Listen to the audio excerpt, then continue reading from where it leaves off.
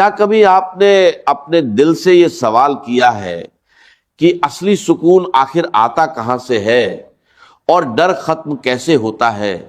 سنیے، قرآن ایک ایسی حقیقت بیان کرتا ہے جو انسان کی پوری زندگی بدل دیتی ہے۔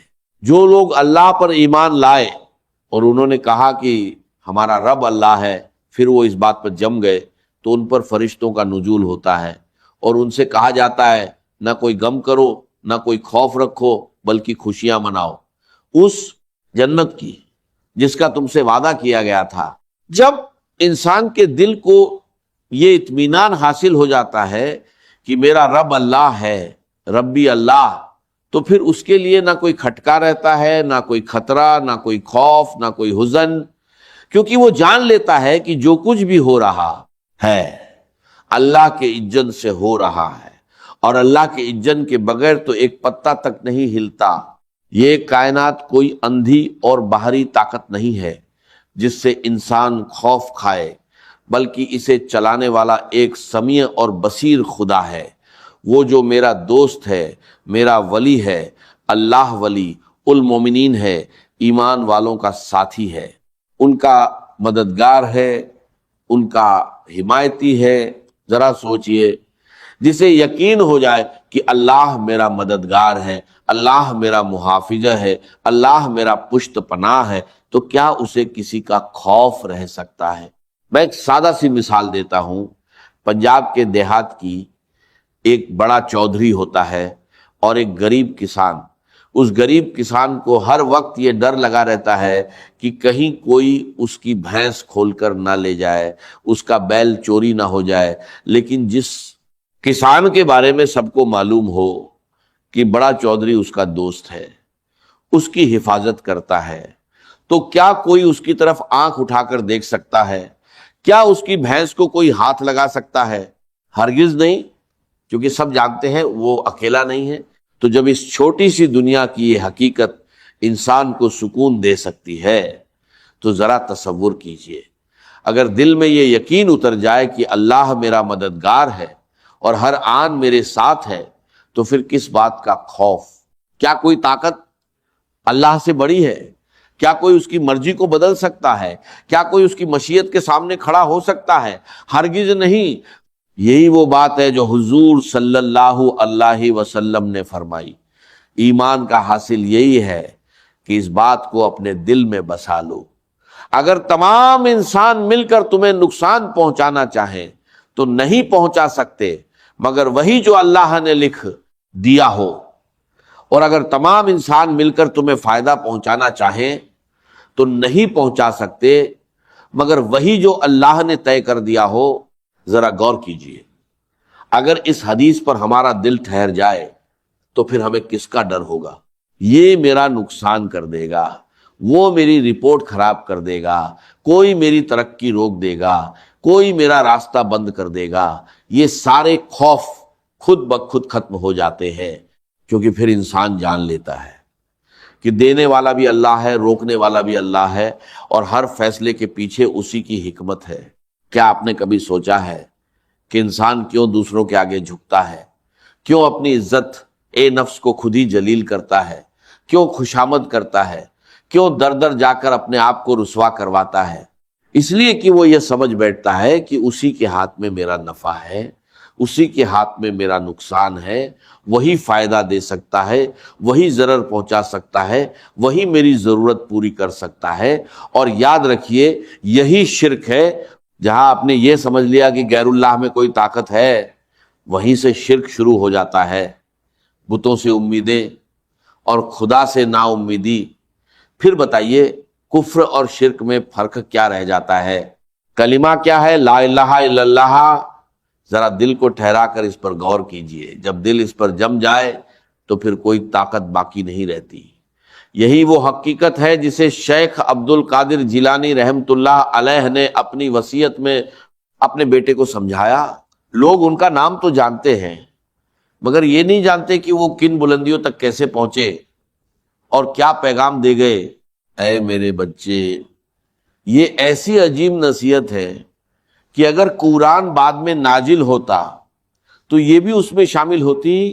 اے میرے بچے اس حقیقت کو اپنے دل میں بسا لو کہ اس کائنات میں نہ کوئی فاعل حقیقی ہے، نہ کوئی مؤثر حقیقی، سوا اللہ کے کسی شے میں کوئی تاثیر نہیں۔ اگر اللہ نہ چاہے تو آگ جلا نہیں سکتی، اگر اللہ نہ چاہے تو پانی ڈبو نہیں سکتا، اگر اللہ نہ چاہے تو زہر ہلاک نہیں کر سکتا، اگر اللہ نہ چاہے تو کوئی چیز فائدہ نہیں پہنچا سکتی، تو پھر کیوں تم در در جا کر سر جھکاتے ہو؟ کیوں ہر دروازے پر پیشانی رگڑتے ہو؟ کیوں لوگوں کے سامنے ہاتھ پھیلاتے ہو؟ مانگنا ہے تو صرف ایک اللہ سے مانگو، جھکنا ہے تو صرف اسی کے سامنے جھکو۔ ہم دیکھتے ہیں کہ پانی پیاس بجھا دیتا ہے، مگر حقیقت یہ ہے کہ پیاس بجھانے کی صلاحیت پانی میں نہیں، اللہ کے اجن میں ہے۔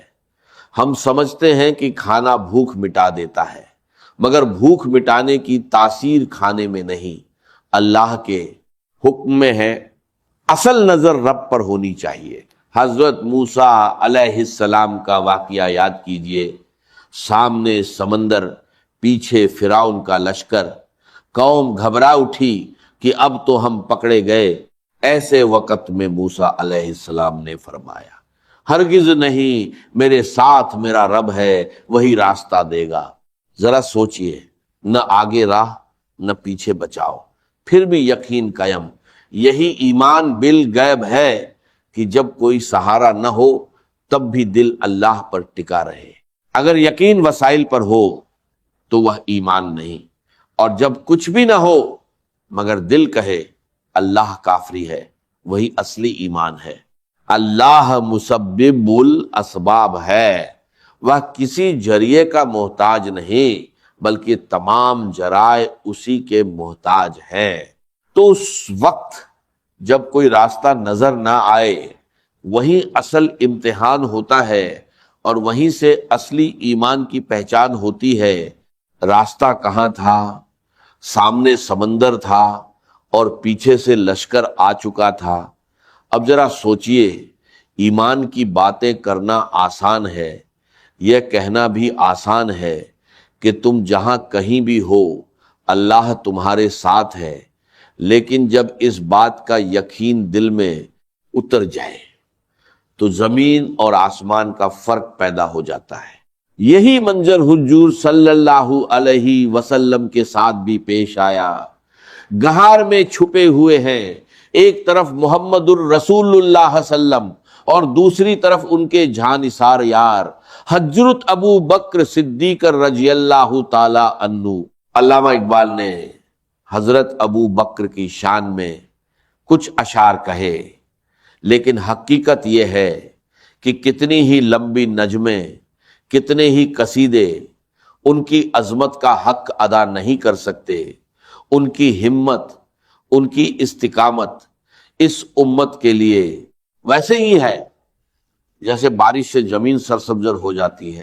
اسلام میں دوسرا کون، غار میں ساتھی کون، بدر کی رات پہرا دینے والا کون، اور حضور صلی اللہ علیہ وسلم کے بعد اسی کمرے میں دفن ہونے والا کون، ہر جگہ ایک ہی نام ابھر کر آتا ہے، ابو بکر صدیق۔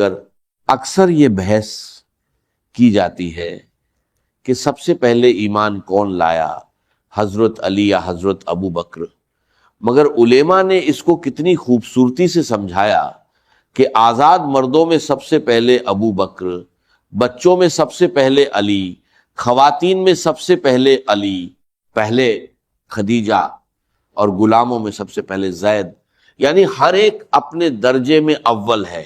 لیکن اگر وقت کے لحاظ سے دیکھیں تو سب سے پہلے ایمان لانے والی ہستی حضرت خدیجۃ الکبریٰ رضی اللہ تعالی عنہا ہے، کیونکہ جب پہلی وحی آئی اس وقت ابھی دعوت کا حکم نہیں تھا۔ سب سے پہلے کس سے بات ہوئی؟ حضرت خدیجہ سے۔ جب حضور صلی اللہ علیہ وسلم نے فرمایا کہ مجھے اپنی جان کا اندیشہ ہے، تو حضرت خدیجہ نے کیا جواب دیا، کیسی تسلی دی؟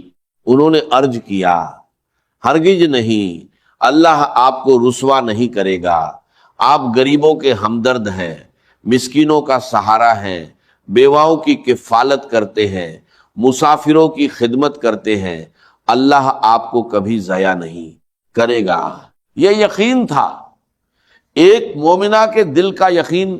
حضرت خدیجہ کی شخصیت کا اثر دلوں پر ایسا ہے کہ اسے بیان کرنے کے لیے الگ وقت چاہیے، لیکن یہاں مقصد یہ سمجھانا ہے کہ ایمان صرف الفاظ کا نام نہیں، یقین کا نام ہے۔ اقبال نے ایک مصرے میں جیسے پوری تاریخ سمیٹ دی۔ ہمت اے صدیق سے امت کو زندگی ملی، اسلام میں دوسرے، غدار میں ساتھی، بدر میں نگہبان۔ اور پھر سوچئے اس حجرے اے عائشہ میں جہاں حضور صلی اللہ علیہ وسلم آرام فرما ہے، ان کے بعد سب سے پہلے کون دفن ہوا؟ ابو بکر صدیق کا۔ یہ سب کیا ہے؟ یہ ایمان کی طاقت ہے، یہ یقین کی بلندی ہے کہ جب انسان کا بھروسہ صرف اللہ پر ہو جاتا ہے تو پھر وہ ہر میدان میں کامیاب ہوتا ہے، چاہے سامنے سمندر ہو اور پیچھے دشمن کا لشکر۔ وہ واقعہ جو بیان ہو رہا تھا غار ثور کا، اس نازک لمحے میں حضرت ابو بکر صدیق رضی اللہ تعالی عنہ بھی حضور صلی اللہ علیہ وسلم کی فکر میں لرج گئے۔ آپ کو یاد ہوگا کہ غار میں داخل ہونے سے پہلے انہوں نے ہر اس سوراخ کو بند کیا جہاں سے کوئی مخلوق نقصان پہنچا سکتی تھی، مگر ایک سوراخ رہ گیا جسے بند کرنے کے لیے کوئی کپڑا نہ تھا، تو انہوں نے اپنی ایڈی اس پر رکھ دی، پھر عرض کیا یا رسول اللہ صلی اللہ علیہ وسلم تشریف لائیے، اور اپنے جانوں پر حضور صلی اللہ علیہ وسلم کو آرام دیا۔ اسی دوران اس سوراخ کے اندر جو بھی کوئی زہریلا جانور تھا، بچھو تھا یا کچھ اور، اللہ ہی بہتر جانتا ہے، اس نے کاٹ لیا۔ درد کی شدت سے حضرت ابو بکر کی آنکھوں سے آنسو بہہ نکلے، اور وہ آنسو حضور صلی اللہ علیہ وسلم کے چہرے مبارک پر گرے تو آپ صلی اللہ علیہ وسلم کی آنکھ کھل گئی۔ آپ صلی اللہ علیہ وسلم نے فرمایا ابو بکر کیا معاملہ ہے؟ مگر انہوں نے اپنی ایڑی وہاں سے نہیں ہٹائی، کہیں ایسا نہ ہو کہ وہ جانور نکل کر حضور صلی اللہ علیہ وسلم کو کوئی تکلیف پہنچا دے۔ اپنی جان کی انہیں کوئی پرواہ نہ تھی، بس یہ خوف تھا کہ کہیں میرے جیتے جی میرے نبی صلی اللہ علیہ وسلم کو کوئی نقصان نہ پہنچے۔ یہی ہے ابو بکر کی محبت کہ خود کو قربان کر دے مگر اپنے نبی صلی اللہ علیہ وسلم پر آنچ نہ آنے دے۔ پھر حضور صلی اللہ علیہ وسلم نے اپنے لعاب ایندھن سے اس زخم پر لگایا اور اللہ نے اسی کے ذریعے شفا عطا فرمائی، جیسے خیبر کے موقع پر حضرت علی رضی اللہ تعالی عنہ کی آنکھوں کو شفا ملی تھی۔ اسی غار میں اسی وقت حضرت ابو بکر نے عرض کیا یا رسول اللہ صلی اللہ، اگر ان میں سے کسی نے جھک کر اپنے قدموں کی طرف دیکھ لیا تو ہم نظر آ جائیں گے۔ کیا جواب دیا اللہ کے رسول صلی اللہ علیہ وسلم نے؟ لا تحزن ان اللہ معنا، گھبراؤ مت، اللہ ہمارے ساتھ ہے۔ یہ ہے ایمان۔ میرا مالک اللہ، میرا رازق اللہ، میرا محافظ اللہ، میرا مددگار اللہ، میرا پشت پناہ اللہ، میرا دوست اللہ۔ یہی رشتہ، یہی یقین ایمان کا لب لباب ہے، اسی کا نام ولایت ہے۔ اللہ کے ولی کوئی عجیب شکل والے لوگ نہیں ہوتے، ان کے سر پر سینگ نہیں ہوتے، بلکہ جس کا دل ایمان سے بھر جائے وہی اللہ کا ولی ہے۔ جسے یقین ہو جائے کہ اللہ میرے ساتھ ہے وہی اللہ کا ولی ہے۔ جس کا بھروسہ صرف اللہ پر ہو وہی اس کا قریبی بنتا ہے، وہ اسے اپنا دوست بناتا ہے، اس سے محبت کرتا ہے، اور مومن بھی اپنے رب سے محبت کرتا ہے۔ اب ذرا تصور کیجئے، جس انسان کو یہ رشتہ مل جائے، یہ ایمان کی دولت مل جائے، یہ ولایت کا مقام حاصل ہو جائے، تو پھر اس کے لیے کیا رہ جاتا ہے؟ آگاہ ہو جاؤ، اللہ کے دوستوں کے لیے نہ کوئی خوف ہے، نہ کوئی غم